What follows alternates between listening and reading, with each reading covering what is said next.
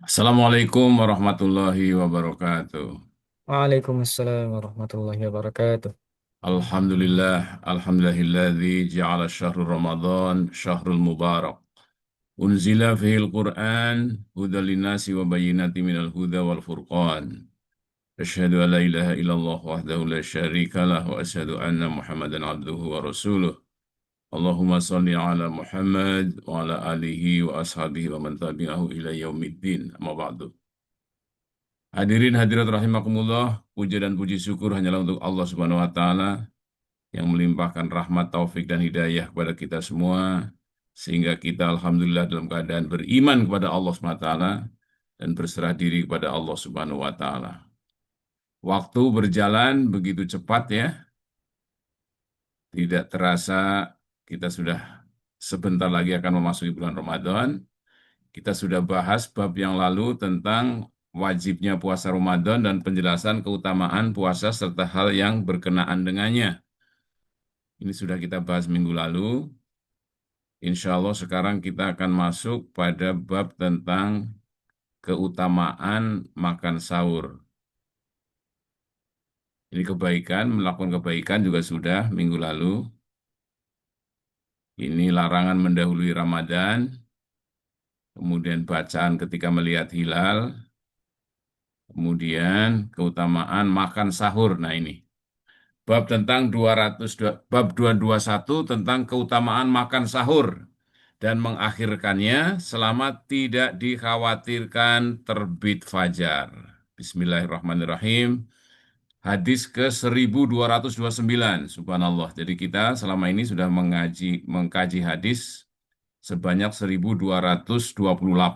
Pagi ini sampai hadis nomor 1229 kitab Riyadhus Shalihin. Dari Anas radhiyallahu anhu, ia berkata, Rasulullah sallallahu alaihi wasallam bersabda, bersahurlah kalian karena sesungguhnya dalam sahur itu ada keberkahan. Muttafaq alaih. Jadi tasahoru ya, tasahoru itu bersahurlah kalian ya. Fa inna fis sahuri barkatan.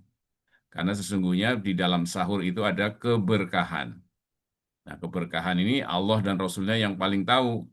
Nanti kita bisa bahas di dalam bab tentang kajian ilmiah tentang keutamaan sahur ya.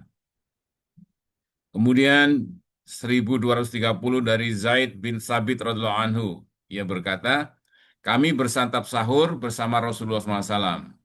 Kemudian kami berdiri untuk melaksanakan sholat. Jadi setelah sahur akan berdiri mengerjakan sholat. Ada yang berkata, berapa lama jarak antara keduanya? Ia berkata, lamanya seukuran membaca 50 ayat. Muttafaq alaih. Jadi kira-kira khomsina ayatan. Jadi waktunya kurang lebih batas dari berhenti makan sahur sampai mengerjakan sholat subuh itu adalah kurang lebih selama orang membaca 50 ayat Al-Quran. Ya. Khomsina ayatan. 1231 dari Ibnu Umar radhiyallahu anhu, ia berkata Rasulullah SAW memiliki dua orang muazin, yaitu Bilal dan Ibnu Ummi Maktum. Maka Rasulullah SAW bersabda, sesungguhnya Bilal azan di malam hari, maka makan dan minumlah hingga Ibnu Ummi Maktum azan. Jadi kebiasaan Bilal itu adanya pada malam untuk membangunkan sahur dan sholat tahajud, kemudian Ummi Maktum untuk sholat subuh. Ibnu Umar berkata, dan jarak antara dua azan seukuran muazin yang pertama turun, kemudian yang kedua naik. Jadi sahur waktunya antara azan Bilal sampai adzan Ummi Maktum. 1232 dari Amru bin Ash radhiyallahu anhu bahwa Rasulullah SAW bersabda, pembeda antara puasa kita dan puasa ahli kitab adalah makan sahur. Hadis riwayat Muslim. Jadi puasa ahli kitab tidak pakai sahur, puasa umat Rasulullah Muhammad SAW pakai sahur. Ini hadis nomor 1232. Jadi faslu ma baina siyamina ya. Wasyami ahlil kitabi aklatus sahori. Jadi karena ada sahurnya. Jadi Bapak Ibu sekalian, hadirin hadirin rahimakumullah, ini bab keutamaan sahur. Jadi memang di dalam berpuasa itu bukan tidak makan. Puasa itu taat kepada Allah dan Rasul-Nya. Jadi beragama itu bukan mengikuti hobi.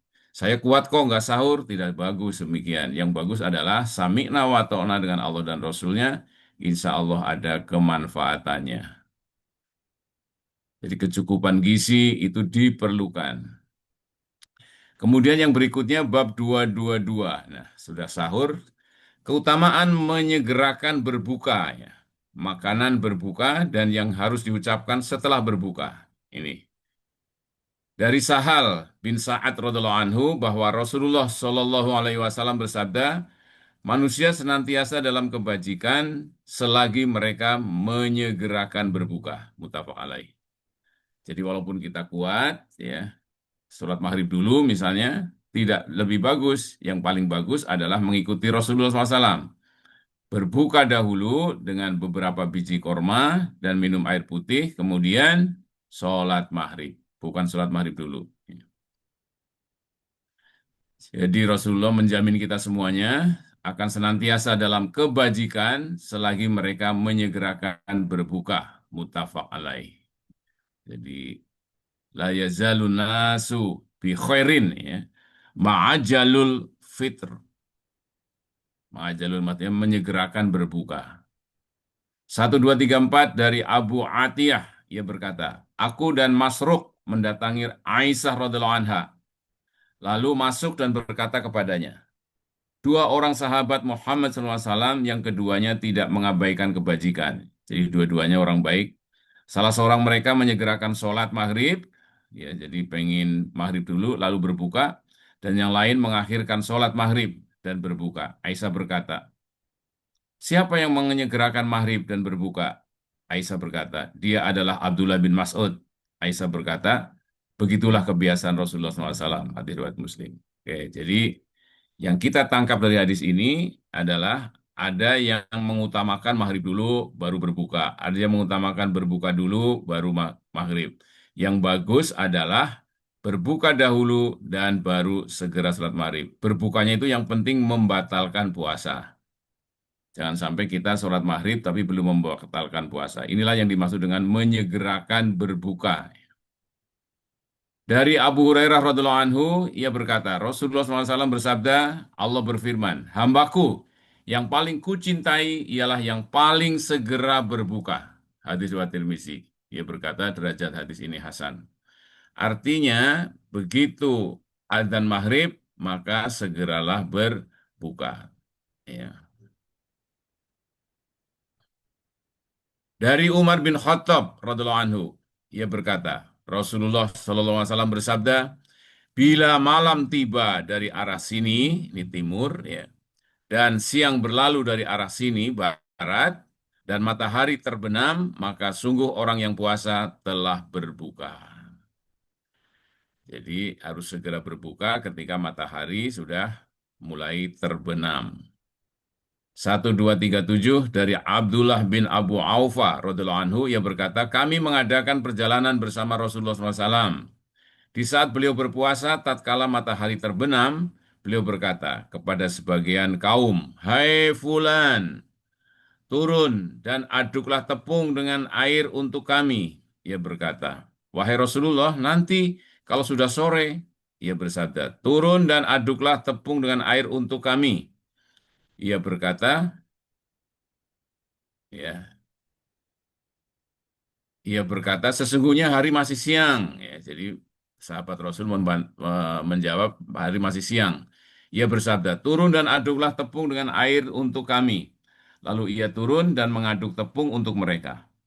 Maka Rasulullah SAW minum kemudian bersabda, bila kalian telah melihat malam tiba dari arah sini, maka sungguh orang-orang berpuasa telah berbuka. Beliau mengisyaratkannya ke arah timur, muttafaq alaih. Jadi melihat tanda-tanda maghrib sudah tiba, ada warna kemerahan di ufuk, ya, sebelah barat, ya, atau sebelah timur, maka mengisyaratkan untuk berbuka. Ya. 1238 dari Salman bin Amir radhiallahu anhu. Dari Nabi Shallallahu Alaihi Wasallam beliau bersabda, apabila salah seorang kamu berbuka, hendaklah ia berbuka dengan kurma. Jika ia tidak memperolehnya, maka hendaklah berbuka dengan air, karena sesungguhnya air itu mensucikan. Ya, jadi ini Rasulullah bersabda, "Idza aftara ahadukum," ya, apabila iftar atau berbuka salah seorang di antara kamu, fal yuftir, maka berbukalah ala tamrin dengan korma. Fa illam yajid, dan apabila tidak menemukan fal yuftir, maka hendaklah berbuka ala ma'in dengan air. Fa'inahu tohurun. Sesungguhnya air itu adalah mensucikan. Oke, jadi ini dasar atau hadisnya nomor 1238, Bapak Ibu sekalian. Landasan disunahkannya berbuka dengan tamrin. Memang disebutkan ini dengan korma ya. Kalau tidak menemukan, maka minum saja. Minum dengan air. Setelah itu silahkan sholat maghrib. Hadis Abu Daud dan Tirmizi. 1239 dari Anas radhiyallahu anhu, ia berkata adalah Rasulullah SAW berbuka sebelum sholat. Jadi ini berbukanya sebelum sholat dengan beberapa biji korma segar. Ya. Jika ia tidak memperoleh korma segar, maka dengan korma kering. Jadi yang utama ternyata kalau di antara korma suruh milih korma segar ini. Bila tidak mendapatkan korma segar, korma kering. Jika tidak memperoleh korma kering, beliau meminum beberapa teguk air. Abu Daud dan Tirmizi berkata derajat hadis ini hasan. Oke, jadi ini sunnah berbuka dengan yang manis-manis, salah satunya adalah dengan korma, dan bila tidak mendapatkan korma segar, korma kering, apabila tidak ada korma kering, maka air. Kalau kita dengan pisang atau dengan buah-buahan Indonesia, setelah itu minum air. Demikian Bapak-Ibu sekalian. Jadi kita sudah bahas tentang bab mengakhirkan sahur, kurang lebih sampai jarak antara imsak ya, sampai adzan selama orang membaca 50 ayat Al-Quran, kemudian menyegerakan berbuka, dan makanan untuk berbuka itu apa semuanya. Ya. Jadi ternyata nutrisi orang berpuasa tidak boleh kurang. Tetap, tapi juga tidak berlebihan, ya, yang pas. Jadi berpuasa itu ada hikmahnya. Hikmahnya apa? Kalau kita selama ini makan pada siang hari, berarti pagi hari sarapan, kemudian malam hari tidak makan atau istirahat. Sekarang dibalik ya, siang hari tidak makan. Artinya tubuh kita akan menguraikan cadangan energi kita. Nah, menguraikan cadangan energi kita itu memerlukan enzim-enzim dan juga hormon-hormon. Jadi, tubuh kita sekarang menjadi sehat karena mampu menguraikan cadangan energi. Karena itu nanti Rasulullah SAW menyatakan bahwa berpuasalah kamu, niscaya kamu akan sehat. Kita masuk bab 223, orang yang berpuasa diperintahkan menjaga lisan dan anggota tubuhnya yang lain dari melakukan pelanggaran, mencaci maki, dan yang semisalnya. Nah, ini perhatikan. Jangan sampai kita menjadi orang yang berpuasa hanya mendapatkan lapar dan dahaga, tapi tidak diterima oleh Allah Subhanahu wa Ta'ala. Hadis 1240 dari Abu Hurairah radhiallahu anhu. Beliau bersabda, Rasulullah Shallallahu Alaihi Wasallam bersabda, apabila salah seorang kamu di hari ia berpuasa, janganlah berkata kotor. Oke, jadi bukan hanya meninggalkan makan dan minum di siang hari, tapi tidak boleh berkata kotor. Tidak boleh membentak.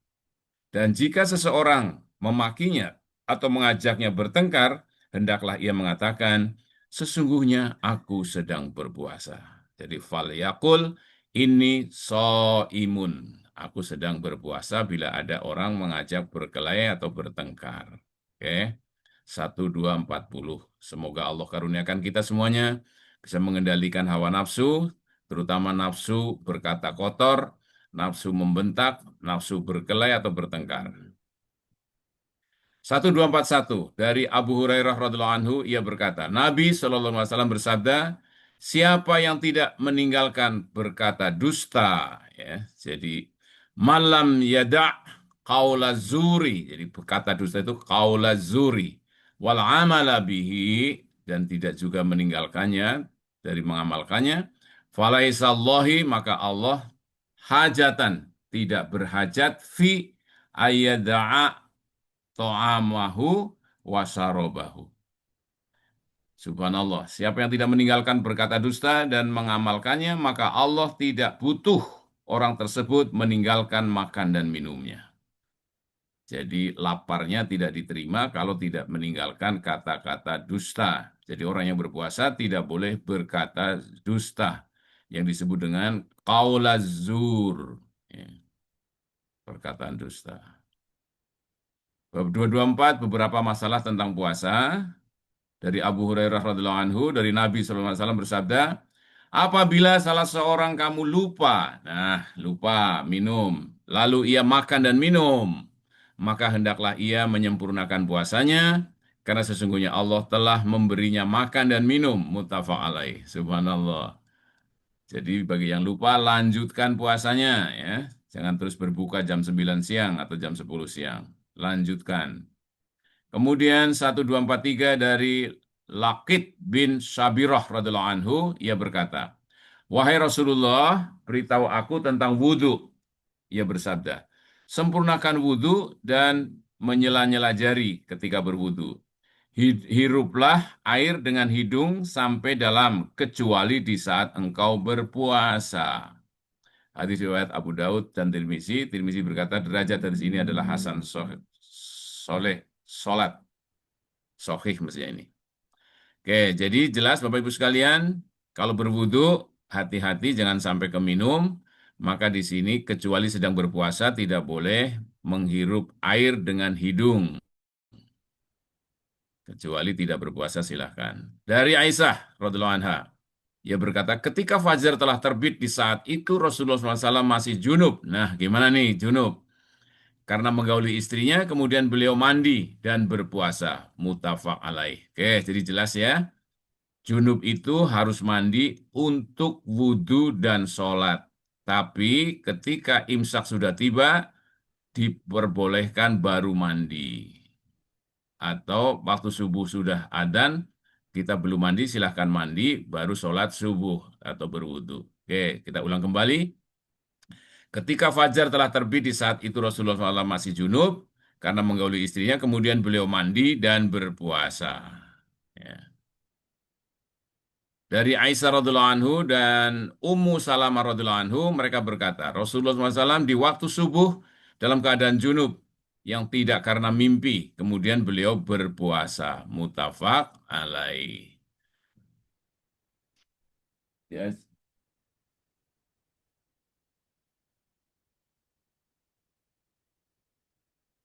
Oke, jelas ya.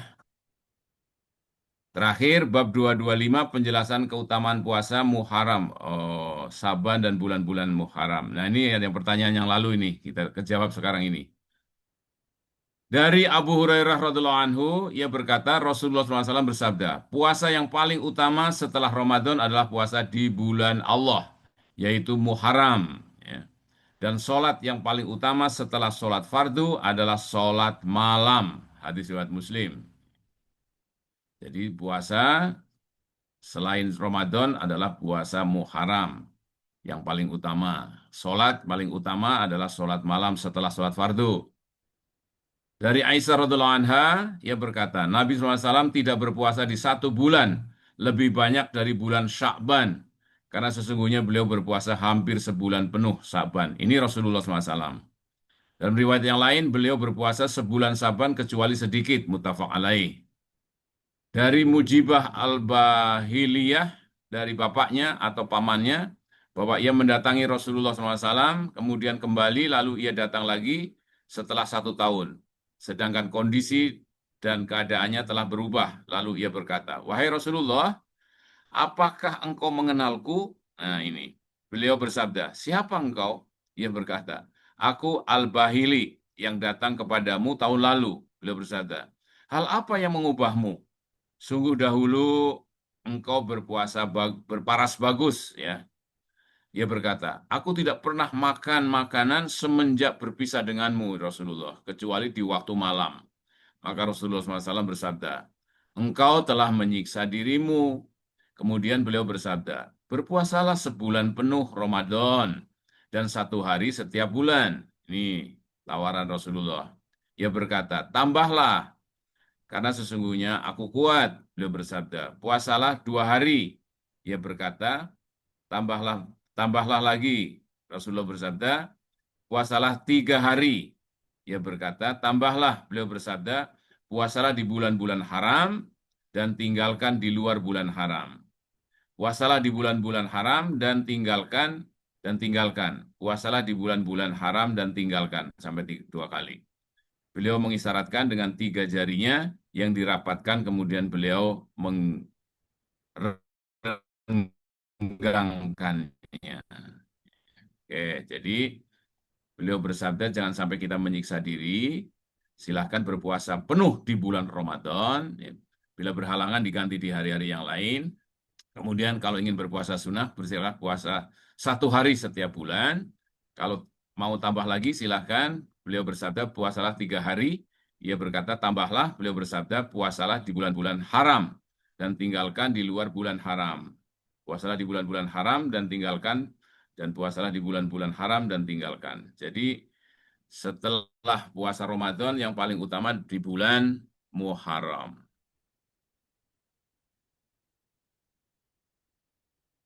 Oke. Sampai di sini saja, waktunya sudah cukup siang. Itu Mas Hadid, ya.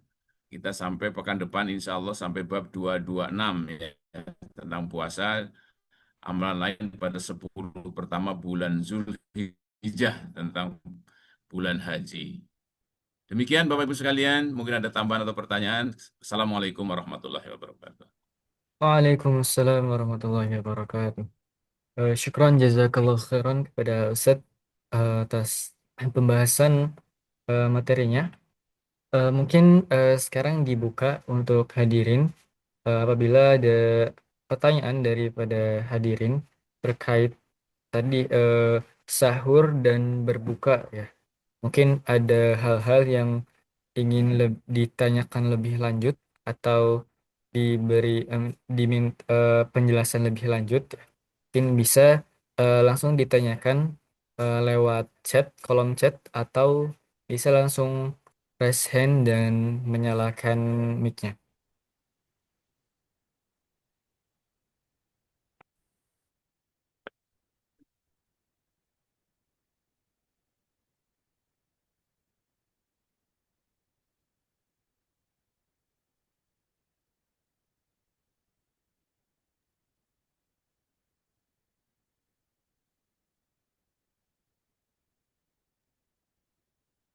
Ada, silakan Bapak Ibu sekalian.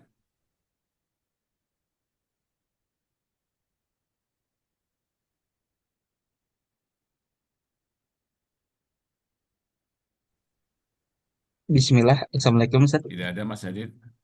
Aneh izin Oh bertanya. ya, silakan Mas Farhan. Ya, Tadi ada dibacain hadis tentang apa namanya? Hal-hal yang diutamain Rasulullah untuk buka puasa ya kayak awalnya rutop, kalau nggak ada kurma ya, kering atau buah-buah Indonesia. ya. Tapi di Indonesia kan beredar semacam apa namanya Ustaz kayak ru- dibilangnya kayak anjuran Nabi berbuka dengan yang manis-manis lah. Makanya kayak banyak orang Indonesia buka puasa beli martabak, buat kolak. Itu sebenarnya berbuka dengan yang manis itu ada dasar agamanya atau bahkan cuma marketing beberapa merek makanan, Sat? Syukran, Sat. Ya, jadi itu kalau yang hadisnya kan tadi sudah jelas, ya, dengan korma segar itu nomor satu prioritasnya, hadisnya begitu. Yang kedua dengan korma kering, kalau tidak ada dengan air, ya, beberapa teguk air. Kemudian kita mengerjakan sholat maghrib, setelah itu makan. Jadi istihad orang Indonesia ketika kita tidak punya korma, ya diganti dengan yang mirip dengan korma tapi produk Indonesia. Begitu aja Mas Bayu, Mas Farhan. Ya, apakah pisang, apakah buah-buahan, silahkan. Karena korma kan manis, jadi kita samakan aja dengan mendekati korma.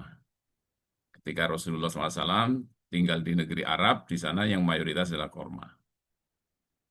Tapi yang utama jangan langsung sop buntut ya, atau keju segala macam, karena korma itu kan gula yang diperlukan. Jadi ketika kita berpuasa, itu gula darah kita itu dalam kondisi basal seminimal mungkin, jadi sekitar 100 miligram per kilo per desiliter, ya. Minimal gula darah kita. Jadi untuk bisa memulai metabolisme sempurna lagi adalah gula yang diperlukan. Kalau kita konsumsinya lemak, maka perlu waktu untuk bisa mengubah jadi gula. Itu alasan ilmiahnya atau hikmahnya, Mas Farhan, dari itu semua. Jadi berbukalah dengan yang manis-manis. Salah satunya korma, pisang, atau kolak, silahkan. Kolak kan ada gulanya. Yang utama bagi yang kena diabetes melitus ya silakan aja pakai itu, tapi tidak boleh banyak-banyak. Jadi kita tidak dilarang makan korma atau makan pisang atau makan buah-buah yang lain. Yang utama kulu wasrobu wala tusrifu. Makan dan minumlah jangan berlebihan. Begitu. Semoga jelas, Mas Farhan. Terima kasih. Baik, syukran Mas.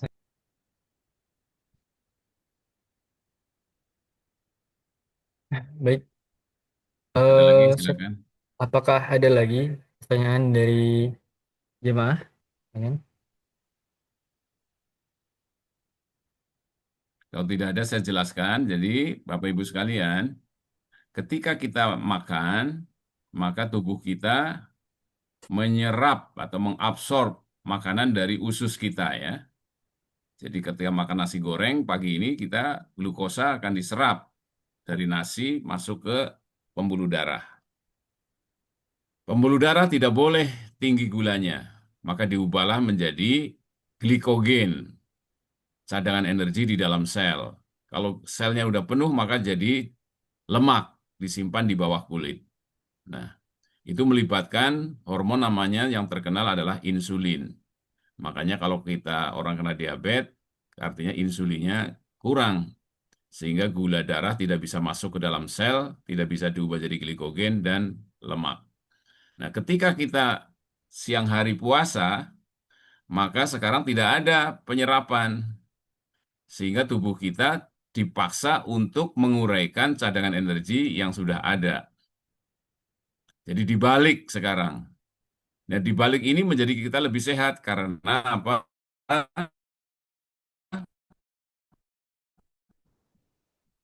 Cadangan lemak dan itu diwajibkannya 30 hari dalam 1 tahun. Jadi lemak-lemak di kulit, di pantat, di perut, selama Ramadan akan diuraikan menjadi gula darah. Karena gula itu tidak boleh tinggi, tapi juga tidak boleh turun. Kalau turun, maka otak kita akan kelaparan dan jadi pingsan. Begitu. Nah, ketika berbuka disunahkan dengan yang manis. Berbuka harus disegerakan dan sahur diakhirkan.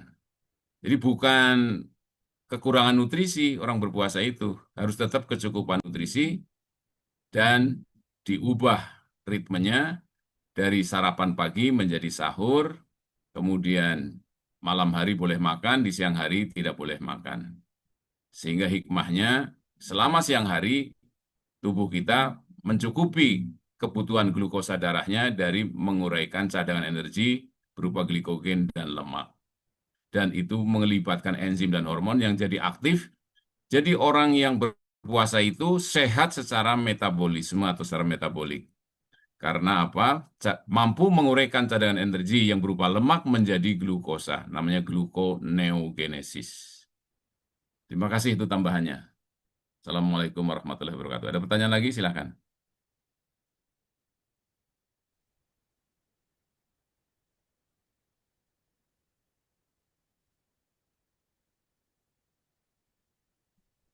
Cukup, Mas Hadid. Baik, mungkin karena sudah tidak ada lagi yang bertanya.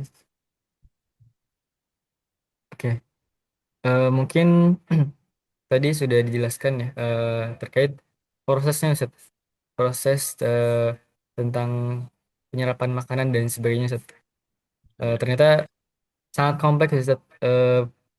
Apa proses dari penyerapan makanan itu sendiri.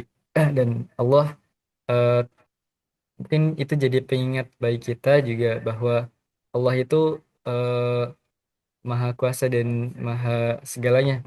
Bahkan hal-hal yang kompleks dan rumit seperti itu udah Allah atur ya, Ustaz. Ya, Baik, mungkin eh, apakah ada kesimpulan atau tambahan lagi, Ustaz, yang mau disampaikan atau mau langsung kita tutup saja dengan doa? cukup ya.